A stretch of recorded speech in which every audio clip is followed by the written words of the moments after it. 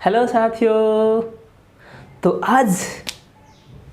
आज करंट का next lecture लेके आ चुका हूँ। चलते हैं नेक्स्ट पार्ट पे। आज देखते हैं हम लोग relation between current and drift velocity. Current and drift velocity.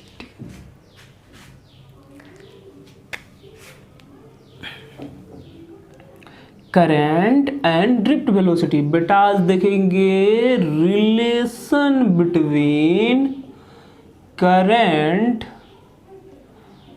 And drift velocity. Drift velocity, current and drift velocity के बीच हम लोग रिलेशन देखने वाले हैं। अच्छा, एक बात जाने कि करंट और ड्रिफ्ट वेलोसिटी के बीच रिलेशन क्या है, वो जानते हैं। मजे की बात, अब देखो, अगर ये कोई कंडक्टर है, इसकी एरिया क्रॉस सेक्शन ए है, ये लेंथ एल है, ठीक है। और अगर इसको एक बैटरी से जोड़ दो, V वोल्ट के बैटरी से जोड़ दो, तो कैसे करंट पास होगा? तो उस करंट और ड्रिफ्ट वेलोसिटी के बीच क्या रिलेशन है, उस रिलेशन को हम लोग समझते हैं। बेटा देखो, अगर हम लोग बात करें तो यहाँ पे इस कंडक्टर पे जो फ्री इलेक्ट्रॉन्स, बहुत सारे फ्री इलेक्ट्रॉन्स होगा ना यार, कंडक्टर है तो अगर ये कंडक्टर है तो n क्या होगा? Number of free electron per unit volume. पर यूनिट वॉल्यूम पे कितने इलेक्ट्रॉन्स हैं? अगर इस कंडक्टर का पूरा वॉल्यूम भी है,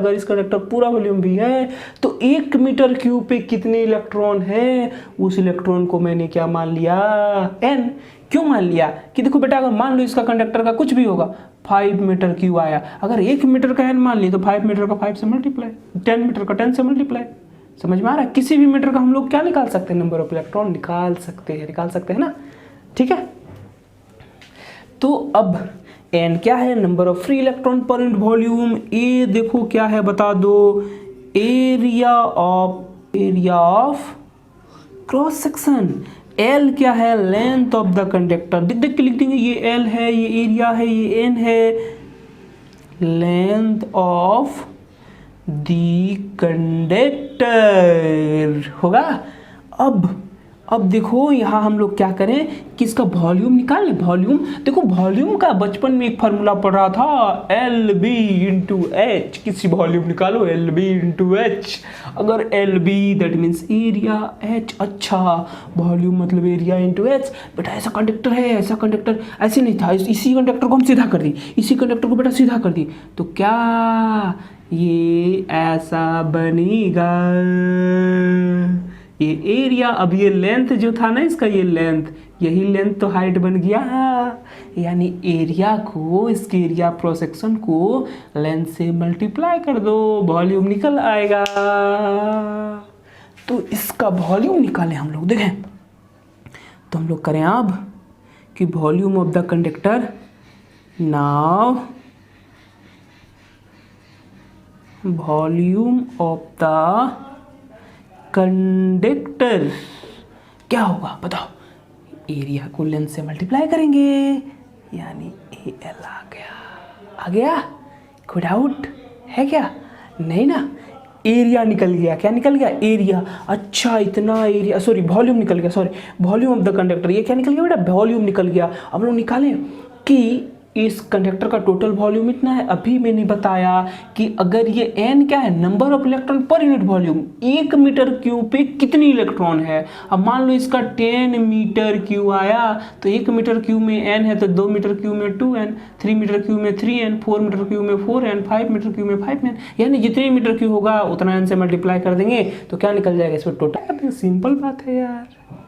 तो हम लोग लिखे कि number of electron in the conductor लिखते हैं, number of electron on the conductor. देखो वॉल्यूम कितना है, जितना वॉल्यूम उससे n से मल्टीप्लाई कर दो, NaL क्या निकल गया? इस पे टोटल नंबर ऑफ वॉल्यूम कितना है? तो सॉरी इस पे निकल गया, टोटल नंबर ऑफ इलेक्ट्रॉन कितना है। ठीक है, तो अब आगे बढ़ते हैं हम लोग।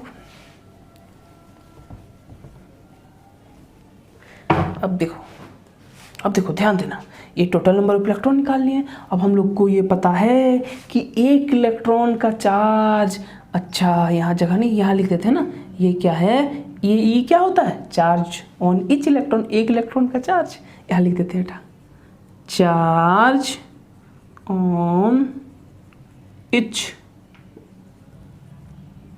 Electron, charge on each electron, एक इलेक्ट्रॉन का चार्ज इतना, तो इस पे टोटल नंबर ऑफ चार्ज, अगर एक देखो यहाँ टोटल नंबर ऑफ इलेक्ट्रॉन कितना है, ANL, total number of electron कितना है, मान लो कि 50 आया, कितना सॉल्व करके है, 50 इलेक्ट्रॉन, तो एक इलेक्ट्रॉन का चार्ज E, तो 50 इलेक्ट्रॉन का चार्ज 50 × E, यानी क्या इस कंडक्टर से टोटल चार्ज निकलेगा, क्या इस कंडक्टर से टोटल चार्ज निकलेगा, पक्का। तो निकालो कि अगर हम लोग total charge on the conductor, total charge on the conductor, बेटा Q क्या होगा, जल्दी से बता दो, ALN इतना नंबर ऑफ इलेक्ट्रॉन है इंटू E से मल्टीप्लाई कर दिया तो टोटल चार्ज निकल गया। देखो एक बात समझ लो, बेसिक बात समझ लो कि मुझे क्या निकालना है, करंट का बेसिक फार्मूला पढ़ा था, Q/T। अब मुझे क्या निकालना है, Q निकाल लिए। अब देख लेंगे कि टोटल चार्ज इस पर कितना है और उस चार्ज को यहाँ से यहाँ तक जाने में कितना लगा, एक एंड से दूसरे एंड तक जाने में कितना लगा। ठीक है, वो टाइम देख लेंगे, टाइम से डिवाइड कर देंगे तो करंट आ जाएगा। बहुत सिंपल है यार। पहले तो टोटल चार्ज निकालो, कंडक्टर पे कितना चार्ज है, और वो चार्ज क्या होगा, यहाँ से यहाँ तक गया होगा, तो यहाँ से यहाँ तक जाने में कितना टाइम लगा, उस टाइम से डिवाइड कर देंगे तो करंट आ जाएगा। टोटल चार्ज तो निकल गया। अब हम लोग देखें time taken by electron to move one end to another end, electron को एक एंड से दूसरे एंड जाने में कितना टाइम लगा, लिखा। Now time taken to move, time taken by electron, बेटा ऐसे कर लो, time taken by electron to move one end to other end, एक एंड से दूसरे एंड पे जाने पे कितना टाइम लगेगा मुझे बताना है। तो अब सोचो, क्या तूने पढ़ रखा था कि velocity is equal to distance upon time या displacement upon time, in case of straight line both are same. तो यहाँ से बेटा हम टाइम निकालेंगे, यहाँ से हम टाइम निकालेंगे, तो टाइम निकालेंगे तो क्या होगा, ये डिस्टेंस अपॉन वेलोसिटी होगा। तो यहाँ से यहाँ तक की डिस्टेंस कितना है, L, और इलेक्ट्रॉन जो है वो क्या करता है, इलेक्ट्रॉन को यहाँ से यहाँ तक, मान लो इस एंड पे है ना, तो हम कहीं जनरल यहाँ दिखा देते हैं, ये इधर VD से मूव करेगा ना यार, तो यहाँ से यहाँ तक लेंथ कितना है L, और किस वेलोसिटी से आ रहा है VD, तो टाइम कितना लगा यहाँ से यहाँ तक आने में, इलेक्ट्रॉन को इस एंड से इस एंड तक आने में कितना लगा, लेंथ बाय VD। ठीक है, तो हम लोग लिखें यहाँ कि time is equal to L/VD। अच्छा, अब तो सब काम ही हो गया कि मुझे क्या मिला, करंट चाहिए था, करंट क्या निकालें, Q/T। Hence current through conductor है ना, हैंस करंट लिख देते हैं सिर्फ, I is equal to Q/T।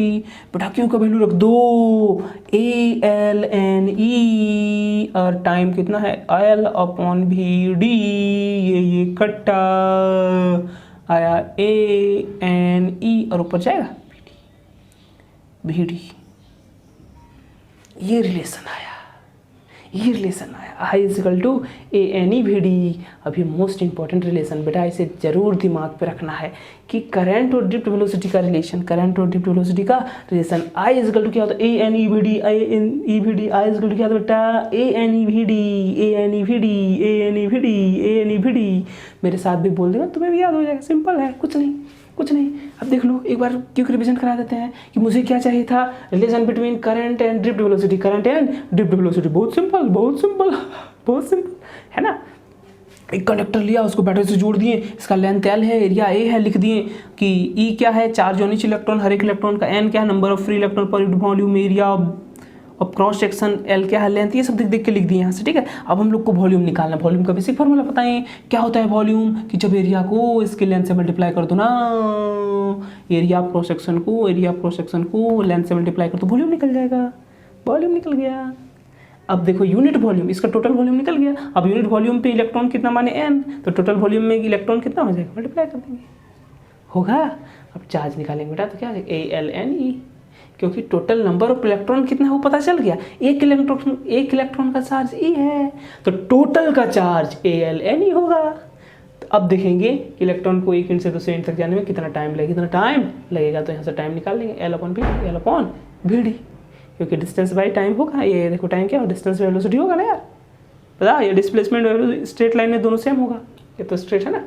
तो L/V/d क्या निकल गया, टाइम। आपको करंट चाहिए तो Q/T, Q यहाँ रख दिए और टाइम यहाँ रख दिए, रिलीज निकल के आया। कोई डाउट नहीं ना, आगे बढ़ते हैं।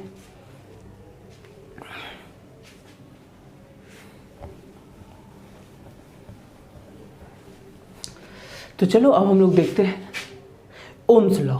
क्या है ओम्स लॉ, क्या है ओम्स लॉ, समझते हैं। State and prove Ohm's law. Ohm's law को स्टेटमेंट क्या है उसे प्रूव भी करना है, मैथमेटिकली प्रूव करेंगे हम लोग अभी क्विकली, है ना। तो बेटा देखो स्टेटमेंट क्लास लोअर क्लास में तो पढ़ रखा था कि स्टेटमेंट क्या है, कि अगर कोई कंडक्टर है और इस कंडक्टर से करंट आई जा रहा है, ये ए है ये बी है, तो ये बताया था कि I proportional to V a current flowing through a conductor is directly proportional to potential difference across the end of conductor, ठीक है। किसी भी दो पॉइंट के बीच पोटेंशियल डिफरेंस करंट के प्रोपोर्शनल होता है। और इस पर क्या क्या कांस्टेंट रहना चाहिए, टेम्परेचर कांस्टेंट रहता है, अदर फिजिकल पैरामीटर कांस्टेंट रहना चाहिए, टेम्परेचर, ठीक है। अगर ये लेंथ, अगर हम क्या लिए, कंडक्टर ले लिए तो इसका लेंथ तो फिक्स हो ही गया, एरिया तो फिक्स हो ही गया, अब ले लिए तो थोड़ी अपने आप बदल जाएगा। तो टेम्परेचर कांस्टेंट होना चाहिए, और टेम्परेचर के अलावा भी कुछ कांस्टेंट होता है, उसे समझेंगे हम लोग, उसे अभी लिख देंगे स्टेटमेंट ना, other physical parameter provided constant, अभी लिख देंगे स्टेटमेंट, ठीक है। तो चलो स्टेटमेंट देखते हैं। स्टेटमेंट समझ में आ गया कि अगर किसी कंडक्टर से करंट पास करो तो ये करंट क्या होगा, प्रोपोर्शनल होगा पोटेंशियल डिफरेंस का, तो बचपन से पढ़ते आ रहा है यार, क्लास 10 में पढ़ा ना, तो वो स्टेटमेंट लिख देते हैं। देखो क्या बोलता है, it state that at constant temperature the current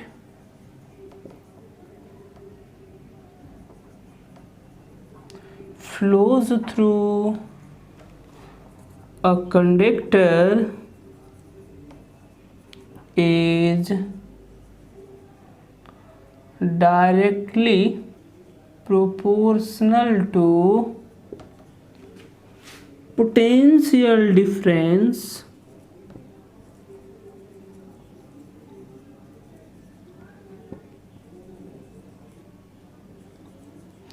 across the end of conductor provided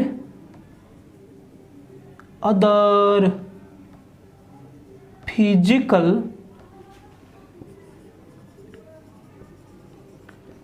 parameter remains constant, remains constant. देखो ध्यान देना, अब यहाँ क्या बताया कि अगर कोई कंडक्टर है, इससे आई करंट पास करेंगे तो करंट प्रोपोर्शनल होगा पोटेंशियल डिफरेंस का, किसी भी दो पॉइंट के पोटेंशियल डिफरेंस का होगा। अब देखो इसमें क्या बोला, क्या क्या कांस्टेंट होना चाहिए, एट कांस्टेंट टेम्परेचर, बेटा टेम्परेचर कांस्टेंट होना चाहिए। एंड यहाँ क्या लिखें, provided other physical parameter remains constant. अभी अदर फिजिकल पैरामीटर क्या होता है, अभी जस्ट आगे बताने वाले हैं, समझाने वाले हैं। स्टेटमेंट जैसे हम लोग पढ़ते आ रहे वैसे पढ़ लिए कि अगर किसी कंडक्टर से करंट पास करा तो वो दोनों इन्स के पोटेंशियल डिफरेंस के क्या होगा, प्रोपोर्शनल होगा। क्या क्या कांस्टेंट टेम्परेचर होना चाहिए, अदर फिजिकल पैरामीटर कांस्टेंट होना चाहिए। क्या होता है वो हमें समझाने वाले हैं, ठीक है। स्टेटमेंट जल्दी से लिखो, यानी यहाँ अब हम लोग लिख सकते हैं that is current is proportional to V और भी प्रोपोर्शनल टू आई और V is equal to R I. देखो यहाँ ऐसे लिखना है करंट, क्योंकि किसी कंडक्टर में बेटा करंट पास करेंगे तभी ना पोटेंशियल आएगा। ऐसे नहीं लिख देंगे कि भी प्रोपोर्शनल टू आई और V is equal to R I, नहीं लिखेंगे। पहले करंट लिखेंगे, करंट प्रोपोर्शनल टू, क्योंकि करंट आएगा तब पोटेंशियल डिफरेंस आएगा। तो current proportional to V is equal to I, और यहाँ एक बार लिखने के बाद फिर लिखेंगे इसको, ठीक है। जल्दी से कॉपी करो, जल्दी से कॉपी करो, फिर इसका चमत्कार दिखाते हैं इस पे अभी हम तुरंत, जल्दी से।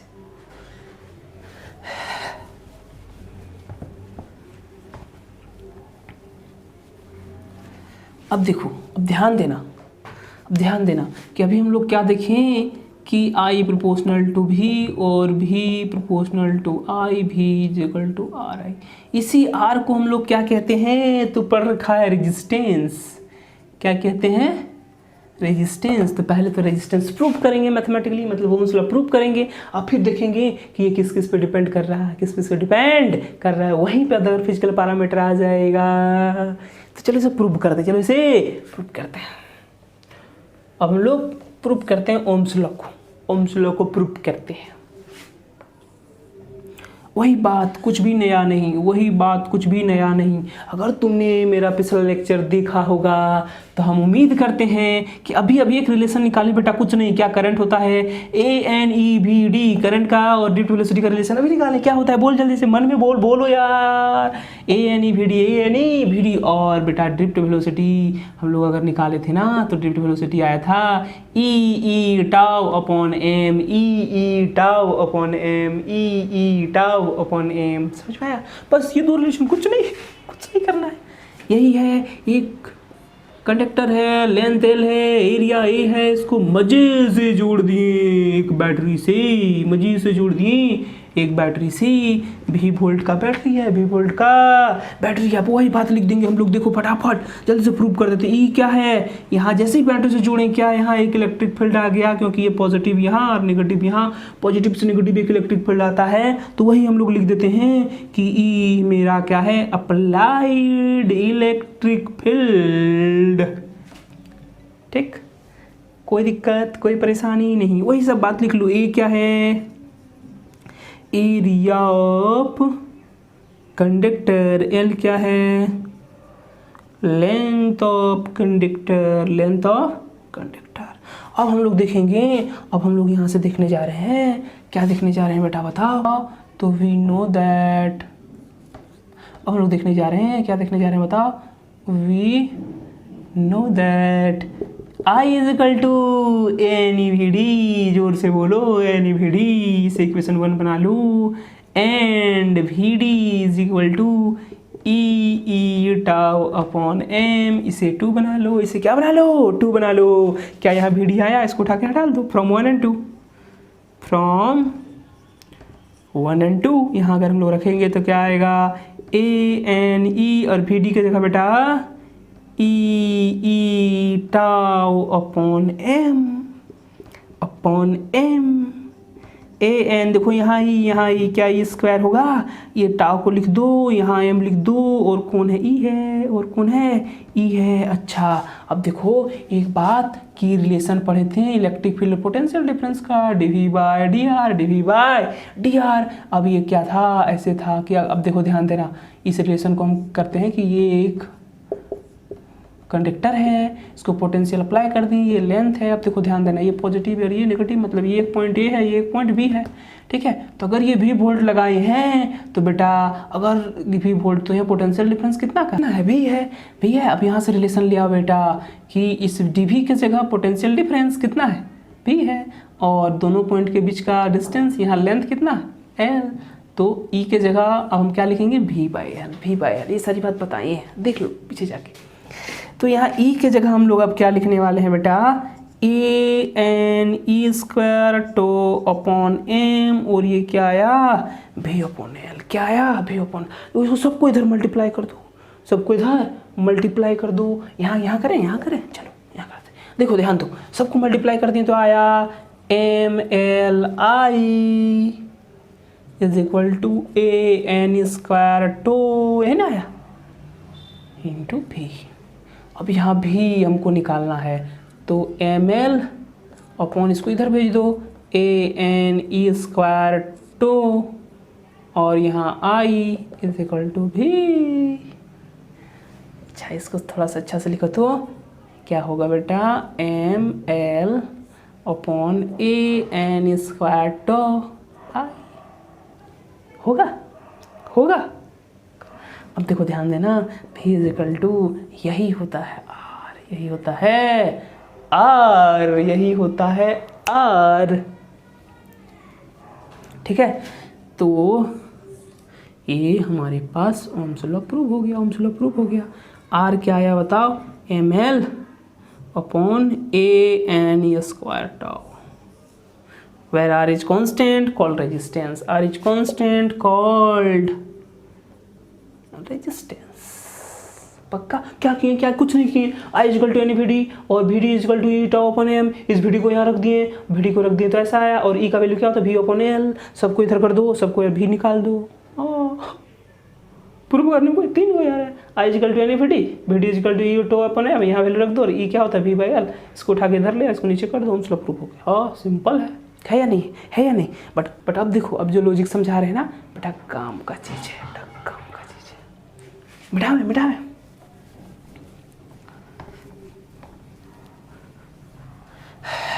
देखो, तो हमारे पास रेजिस्टेंस जो हमारे पास निकल के आया ML upon ANE² to. Resistance जो हमारे पास आया वो क्या आया, ML अपॉन ANE² टो आया।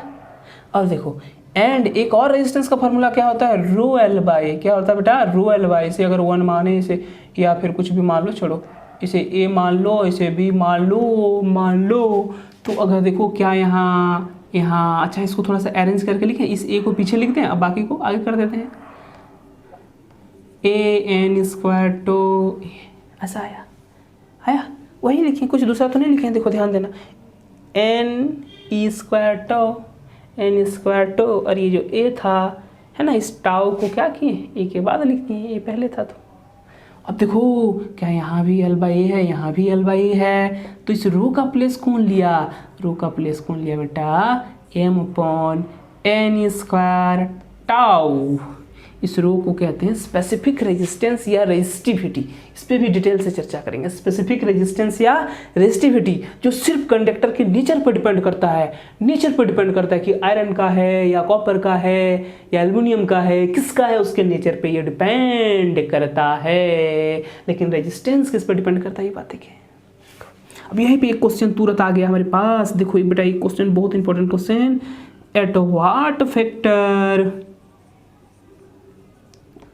does the resistance depend, किस पे डिपेंड करता है। तो अगर हम बात करें यहाँ से ना, देखो R इक्वल टू ρL/A, तो किस पे डिपेंड किया, रेजिस्टेंस, लेंथ पे, एरिया पे, और रेजिस्टिविटी मतलब नेचर ऑफ द मटेरियल, किसी कंडक्टर के मटेरियल पे, उसके नेचर पे डिपेंड करता है। ठीक है, ये तो 3 बात लिख लेते हैं देख के यहाँ से। तो पहला हम लोग लिखेंगे लेंथ ऑफ कंडक्टर, दूसरा लिखेंगे एरिया ऑफ कंडक्टर, तीसरा लिखेंगे किस पे, नेचर पे। किस नेचर पे डिपेंड करता है, किसका बना हुआ है, एल्युमिनियम का बना है, कॉपर का बना है, या आयरन का बना है, किसका बना है बेटा। तो चलो हम लोग लिखें nature of material of the conductor, nature of material of the conductor. ठीक,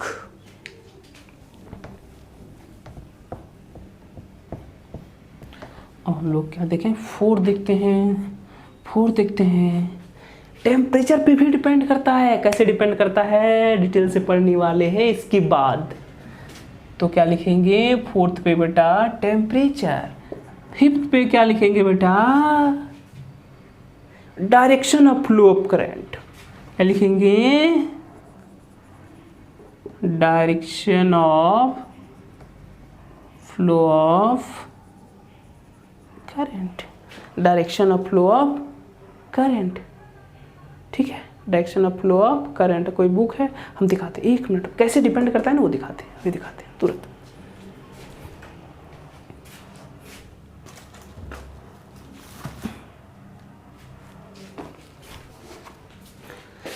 ये देख सकता है, ये कोई रेक्टेंगुलर स्लैब है, इसकी लेंथ ये विड्थ है और ये थिकनेस है, ये थिकनेस है, ये लेंथ, ये विड्थ, ठीक है, और ये थिकनेस है। ये बेटा लेंथ, ये विड्थ और इसका ये थिकनेस, मोटाई है। अब जरा सोचो कि अगर इस तरह से करंट पास हो रहा है, इस तरह से इसका करंट पास हो रहा है, अगर मान लो कि इसका लेंथ L है, बेटा लेंथ कितना है, L है, ये कितना है, B है, और थिकनेस कितना है, T है। तो अगर हम इसका रेजिस्टेंस निकालें, जब करंट कहाँ से फ्लो कर रहा है, इसका लेंथ के अलोंग, L के अलोंग करंट फ्लो कर रहा है, तो अगर देखो इस पे हम लोग डिटेल से चर्चा करने वाले हैं नेक्स्ट वीडियो पे। और नेक्स्ट वीडियो पे बेटा न्यूमेरिकल्स, ज़बरदस्त न्यूमेरिकल्स होगा, जरूर देखना, नहीं तो पछताएगा। तो यहाँ से देखो कि अगर इसके लेंथ के अलोंग करंट जा रहा है तो रेजिस्टेंस का फॉर्मूला क्या जानते हैं, रो एल अपॉन ए। ए क्या होता है, एरिया। ए क्या होता है, एरिया। करंट डेंसिटी पढ़ाए थे, आई अपॉन ए, ये एरिया, लेकिन करंट जिस पे जाता है उसके परपेंडिकुलर है वाला एरिया। अब देखो करंट यहाँ से जा रहा है ना, इधर लेंथ के अलोंग जा रहा है ना यहाँ, तो जिधर जा रहा है ये कैसा, ये वाला एरिया, क्योंकि करंट के परपेंडिकुलर होना चाहिए, तब ना, ऐसे नहीं जा रहा है। तो ये कितना है, देखो मैंने ये बताई, ये L, ठीक है, ये L, ये B और ये T। तो ये वाला एरिया बता दो, ये B इंटू टी, ये एरिया निकल जाएगा। तो यहाँ अब इसका रेजिस्टेंस निकालो, जब करंट इधर जा रहा है तो अगर रेजिस्टेंस निकालेंगे तो रो तो एज इट इज लिख देंगे, L तो भी L ही माने हैं और एरिया क्या मान लिए हैं, देखो ये B और ये T, मतलब B into T, B into, आया समझ में, नहीं आया। तो ये रेजिस्टेंस निकल गया। लेकिन देखो ध्यान देना, अब हम ऐसे ना करंट फ्लो करा के, अगर ऐसे कर दें, करंट जिधर फ्लो करता है ना वो उसको लेंथ मान लेते हैं, उसको क्या मान लेते हैं, लेंथ।